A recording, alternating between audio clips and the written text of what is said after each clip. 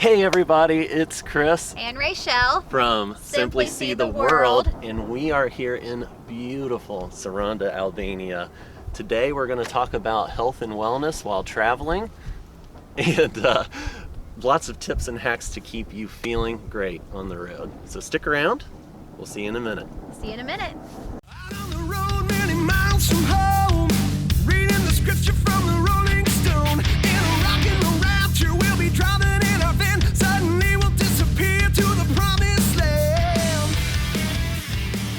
Hey everybody, welcome back. Again, it's Chris and Raychelle from Simply See the World. In case you are new to our channel, just a quick recap on our story. Check out webisode 1 up here, but don't do it right now. I'll give you a quick little recap. So Chris and I were working 9 to 5, just the daily grind. We decided, why not travel now? Our family's healthy. Let's just do it.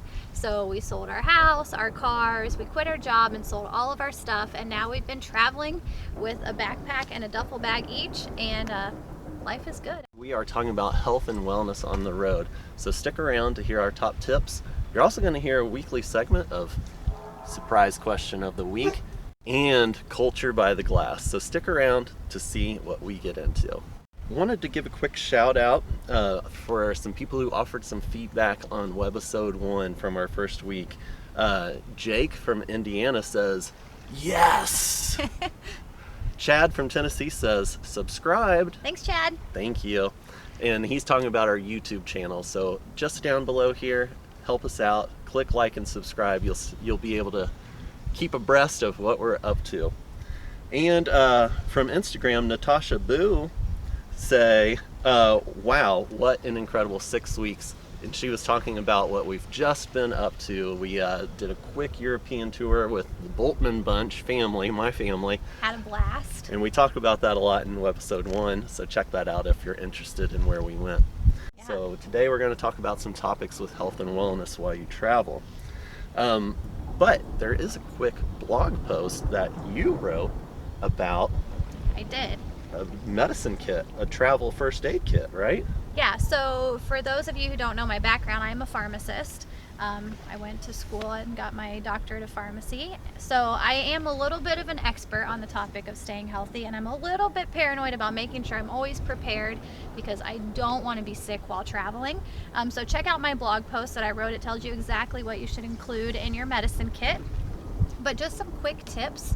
I definitely recommend having something in there for just minor aches and pains, ibuprofen, Tylenol, something for if you have allergies, because when you travel, you're around different pollens, you're around different plants and animals, so just having something to help with the allergies, and then cold as well. So if you check out the blog post, it gives you some more specific examples, also including a little first aid kit, because nobody wants to be wandering around a town they're not familiar with, looking for a pharmacy to find that one little thing that didn't take up much room in their suitcase if they would have just prepared ahead and brought it with them. So you talk about pharmacies. As far as you've noticed in Europe, Yeah. what has been your thoughts about pharmacies here? So there are a lot of pharmacies. They seem to be a little bit smaller. There's no CVS, Walgreens, big conglomerate pharmacies that we've seen. Each little pharmacy has kind of like a cosmetic section up front, and then all of the medications are behind the counter. Some still require a prescription, but some do not, that you would normally need a prescription for in the US. So what have we found? That most people at the pharmacy, somebody speaks English, so we haven't had any trouble communicating. Also, we ran out of ibuprofen in Spain, and I went to the pharmacy to get some more, and they come in a different strength, so always be sure to read the label so you don't overdose on something that you would normally take at home. But it was super inexpensive. I couldn't believe how cheap it was. So do you remember how much it was roughly? I think we got like a bottle of what would be 60 tablets at home for like $1 something. So That's it's crazy. cheap. We did stock up just a little bit there. But I don't typically recommend stocking up a lot when you're packing your medicine kit, because it does take up some space in your suitcase. So just have enough to get you by until you feel well enough to go to the store. nobody wants to be sick and trying to figure out what to get in a different language, and so just keeping a small medicine kit with you is a good idea. So now another thing that is part of that is just staying active when you're traveling. So we are in a beautiful spot right now, and we have a gorgeous balcony that I rarely want to leave, but it is important to just stay active. Something that I did on the balcony was I pulled up a YouTube video, and I can include some links of some of my favorites in the description below. But just some videos, 30-minute, I did kickboxing one day, I've done Pilates, because I get to enjoy this beautiful view, but also stay active. Another thing we do a lot is We go for walks. we walk a lot. It's a great way to explore your new environment, and I can't think of a better way to get up close and personal with a new place. You see it, you smell it, you get to meet new people and possibly even make a new friend. So walks are really our favorite thing. And the better part of that too is you don't even feel like you're working out. Like, you just get to walk around, and then you get back and you're like, well, my Fitbit says I did a good job today. So. Also, we do have some of our favorite activewear listed in our packing list. So go to simplyseetheworld.com, click on packing list at the top banner, and check out what we like to wear when we work out. I'm going to take the lead on this next section because I am a stickler on ergonomics. And ergonomics is basically how your body is situated in various activities, specifically for if you're like us and work on a computer a lot. There's two things that happen. One, we are in the age of the cell phone, so all the elderly people here in 45 years in the nursing home are going to have necks like this.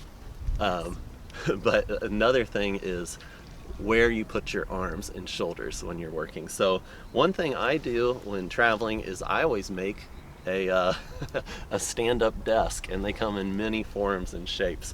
So I'm going to be putting some pictures here over this. So check out some of my favorite concocted stand-up desks. He's very creative.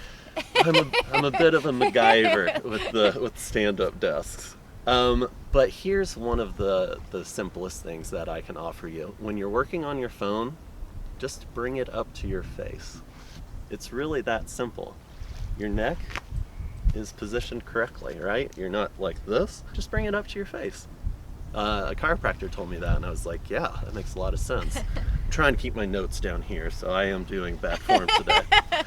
But also, something else in our packing list is an HDMI cable. If you work on a laptop, an HDMI cable can let you use a TV that you'll find in your hotel, your Airbnb, or wherever you're staying as a second monitor. And that's something that I like to do. I use my laptop. I also have an external keyboard if I don't have a TV around to use as a second monitor. The external keyboard lets me put my my arms. You want to keep a 90-degree angle on your elbow, and it allows me to position it here. Monitor should be straight ahead, and you should keep your chin mostly straight. The second TV lets you do that if you just have a laptop, or if you have a laptop and an external keyboard, you can do that same thing. But an HDMI cable takes up virtually no space, is super light, and is one of my top tips for ergonomic health. Also, something that you can do is use a drawer. You simply take the drawer out. It sounds all the way. weird, I know. This is a MacGyver technique. A hillbilly health recommendation.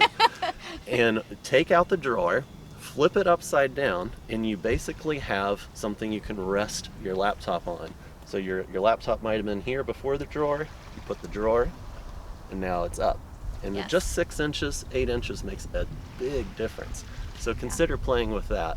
And the nice thing is drawers are everywhere, so you don't have to carry it with you. We also have the little laptop stands too Yeah. that raise your laptop up just a little and That's put it right. at a better angle. And so I was pretty resistant to all of this initially because I'm one of those people that I get started working and I don't think about it. And then the next day I wake up and I'm like, man, my arm hurts. And he's like, well, yeah, you had Yeah, horrible you're posture yesterday. If So- your mouse is up here, So he's really good at helping me MacGyver. But I really do like my laptop stand because it does raise it up just enough that you can be at more of an eye level, and then keep your keyboard at kind of a nice height down here. So Yeah. these are very good tips, and you don't notice that they're really making a difference in how you feel until you fix it, and then you're like, I do feel a lot better. Right. Yeah. Yeah, it does make a big difference. So moving on, we want to talk about foodborne illness. And when you're traveling, especially to developing parts of the world, that is a daily risk. Yeah. Just a quick tip is go to the busiest places. Busy places, whether it's a restaurant or a food truck, they turn over their product quicker. Yes. And you're less likely to get something that's been around for a long time. Also, look at what locals eat. Locals go back to places time and again and have Right. popular places because they don't get sick. And Nomadic Matt has a really great list of foodborne illness and wellness advice in his book, How to Travel the World on $50 a Day or Less, and that is also available in our packing list. And you can see it in the description below. The link, we'll put it in there for you. Right, you are. Yeah. Use common sense. Yeah. If you would get sick from it at home, you'll probably get sick from it on the road too, right? If it looks bad, if it smells bad, just don't eat it. When Is in it doubt, worth it? throw it out. Right. Also recommend keeping some stuff for your GI health in your med kit. Do you have any of that listed in your blog post? Yeah, it's in my blog. So I have a whole GI section on how to help with that. But just using common sense and talking to locals about where you should eat is really, really important. Wash fruits and veggies. A pretty simple thing. If you go to the market and buy something, just wash it first. Do this at home too. Yeah, do it at home. So let's also talk about water. And water is something that hopefully you can just drink out of the tap, but is not a possibility to do that a lot in certain locations. Yeah. So we recommend researching water quality before you arrive at your travel destination, just so when you hit the ground, you have a baseline understanding of what to expect. Also, make sure you think about who you ask this question to when you're there too. Because, for example, we went to Spain, beautiful southern Spain, and people we were house sitting for bought water. And we're like, why don't you drink the water? Because we hate buying bottled water. We hate it, and it's extra money, and we And would it's just plastic. We don't like to buy plastic products if possible. So we started to ask around. It turns out they just didn't like the taste of the water. The water was totally fine. We drank it out of the tap the entire time we were there and never bought more water. Yeah. Now we're in Albania. We've asked a lot of people. None of the restaurants have tap water, which is a sign that you probably shouldn't drink the tap water. And you shouldn't drink the tap water here. So we bought bottled water. And if you do have to buy bottled water, a sustainable tip, buy bigger jugs. And knock on wood, neither one of us have had foodborne illness or issues with water illness. So, high five. Let's keep it up. So we also have a bonus tip. If you're ever achy, which I am for sure, this is a super simple hack. what is it? It's a sock that I've tied, and what is in the sock is rice. So you just fill up a sock. Maybe use a sock that you don't actually wear, just for for smell. One you can sacrifice would be good. Yeah. So keep a sock that you don't wear, and the cool thing is you can just fill it up with rice, long grain, white rice, or any comparable grain product. Rice works really well. You can put it in the microwave, and typically like a minute. Just be aware that it could be hot when you get it out, right? Again, common sense. But then it's a hot pad. So that's kind of a fun little bonus health and wellness hack. And rice is really cheap. That's so right. If you use it one time and then you're gonna fly and you're like, I don't want to take it with me, you can just make another one when just you get dump to your it next out. stop. I mean, it's like 5 cents. It's okay. Yeah. Yeah. We don't advocate food waste, but Yeah. Come That's on. a good tip. treat yourself, right? Going back to episode 1. Hopefully those tips help keep you happy and healthy on the road. Hey everybody, if you've enjoyed the tips and hacks that we're offering, we would really appreciate it if you go below and click like and subscribe. So we are to our next segment for this week, and it is Culture by the Glass. Oh. So I'm going to have you hold this, our Sure. notes, while I get the beverages here. This is one of my favorite parts. So today we are going to talk about Rocky and Rakia. So we're going to preface this with, we are brand new to this genre of beverage, and this is a grape-based spirit. Okay, just like wine and brandy are derivative products of grapes, this is also a product of grapes, but you can see it's clear. And this is a pretty stanky, as we like to say, alcohol. It's 42%, so tread lightly. And this is often homemade, so just be aware that the Rockies that you try could be super strong. Let's just say every house here has a rooftop with grapevines on top, and I was like, man, everybody makes wine. That is crazy. And Right. then that's not the case. Everybody makes their own Rocky. Right. So basically everybody has their own recipe for this, and they don't sell it, or they just drink it at home. It's a very common drink for people to have throughout the day. Right. And oftentimes used as an aperitif, something you drink before dining, or a digestif, something you drink after dining. There's two kinds of school of thought on this. There is the anise, like licorice flavored version of Rocky, and that's R-A-K-I. And then there is Rakia, R-A-K-I-J-A. And that is more grape based and not very phenolly, but more fruity. Now, that's what we know, and this is where we need your help in the comments below. Please answer our questions. We have noticed there's exceptions to this, and we are curious why. Okay, because this is a Rocky, R-A-K-I, and it is not anise based, and rather it is fruity. Speaking of fruity, let's get to trying let's it. give you some tasting notes here. So we are going to pour. We're not using this as an aperitif or digestif. Quick note about these cups. These cups are from our very first assignment back in Canillas de Aceituno, Spain. We went to a local festival, and these have been with us for almost 9 months now, crazy enough. Free from a festival, and they're holding up like a champ. And well, let's try it here. Okay. Cheers. Cheers. What do you have on the nose there? It's fruity. It definitely smells strong. Yeah. Yeah. Makes you go a little bit, but it's delicious. So you'll notice on this, it's fruity. I would say maybe a kiwi, something like that. It does have a tartness to it. It doesn't really taste like grapes. It doesn't taste like wine. So don't think that you're gonna get it and be like, oh, it's just a stronger version of wine, because it's definitely not. And you can tell that it's not barrel aged at all. It is totally clear. I know it's tough to see in this light, but you're not going to get that barrel note of like a brandy or anything. It's more like a vodka rum kind of combination. I'd say more like rum, because it does have a sweetness to it, a little syrupiness to it. Like a white rum. But definitely something to try. But please, please, please, if you know more about Rocky, put it in the comments. We'd love to learn more, because Start we're the enjoying discussion. it. That's We right. need it. We need okay? your help. Comment below. Oh, I like this part too. So the next segment is the surprise question of the week.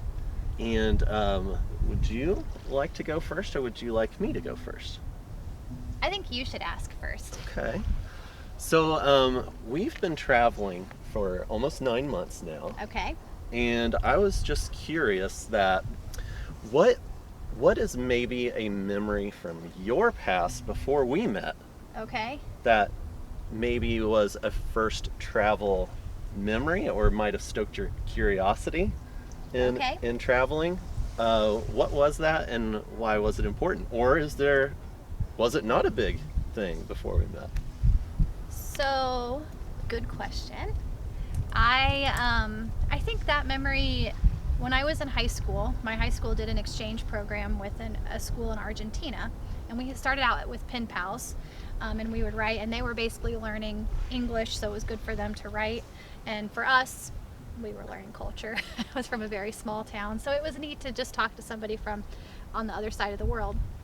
Well, south. Right. On the southern hemisphere. Yeah, the other hemisphere, right.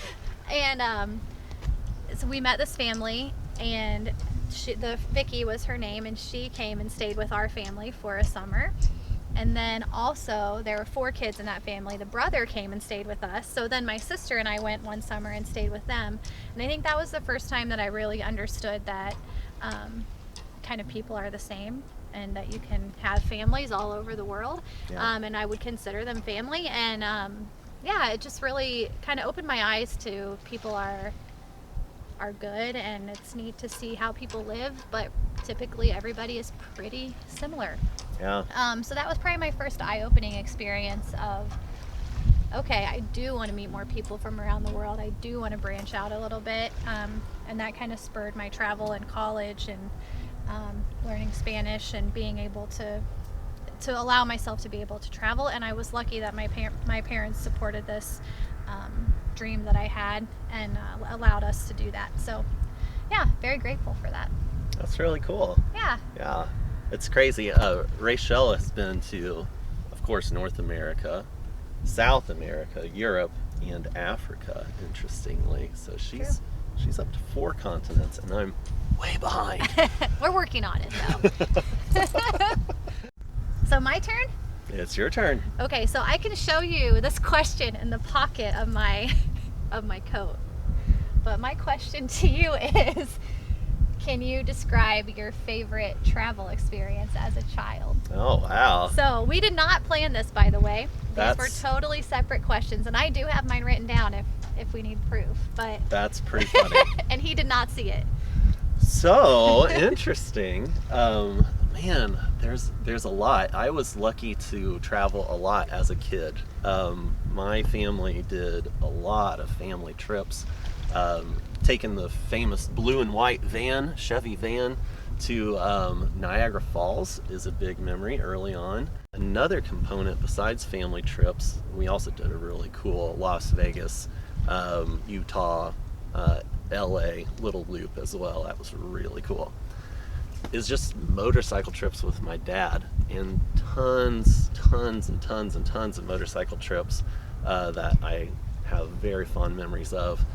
Blue Ridge Parkway trips are high on that list. Just gorgeous scenery. Love West Virginia in particular. So yeah, I would say early childhood trips with everybody, but yeah, motorcycle trips as well. Still have a passion for motorcycles. We don't have one. No. It's part of the things that we sold. That's right. That's right. That's really cool. That's So- funny that we had the same question. Yeah. When you asked me that question, I was like, Did you see my notes? he didn't, though, because I kept it secret. So, want to say thank you guys, and you know what? Maybe we should do just a little cheers, because it is tradition. And it is Tuesday. It's Tuesday midday.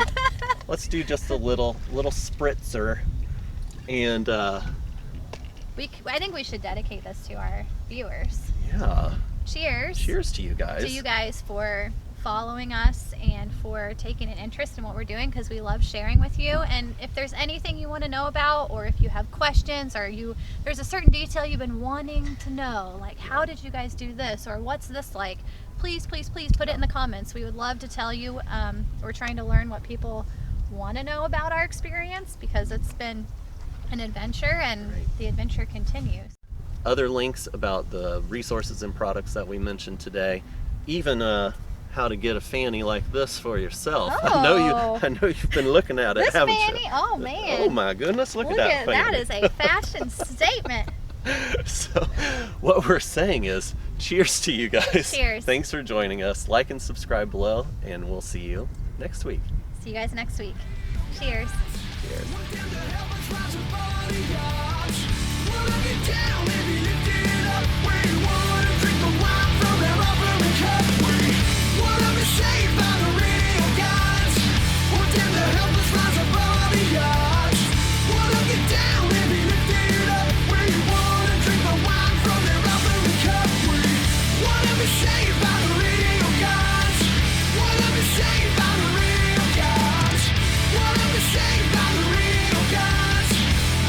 Saved by the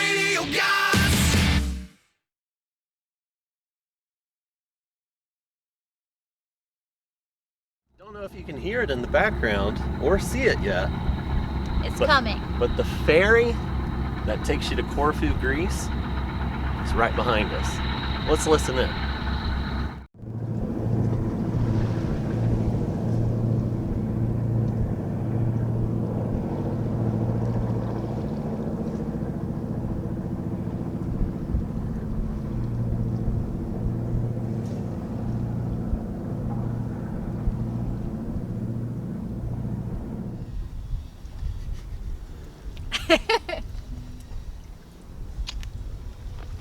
That was good.